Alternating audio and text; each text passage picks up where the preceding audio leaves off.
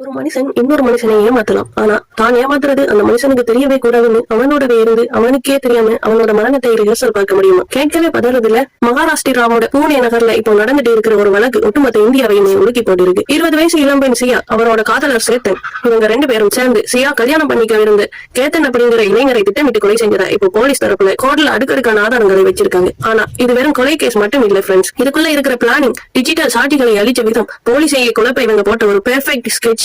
இந்த வழக்கின் நிமிடத்திற்கு நிமிடம் நடக்கிற நீதிமன்ற அப்டேட்களை தான் ஆதாரபூர்வமாக இந்த வீடியோல பார்க்க போறோம். Welcome to I squad. முதல்ல இந்த கதையோட பின்னணியை நாம புரிஞ்சுக்கணும். கேதனுக்கும் சியாவுக்கும் இன்னும் சில மாதங்கள்ல கல்யாணம் நடக்க வேண்டியது. இதுக்காக 2 பேரோட குடும்பமும் சேர்ந்து பாலி தீவுக்கு ஒரு free wedding photo shoot plan பண்றாங்க.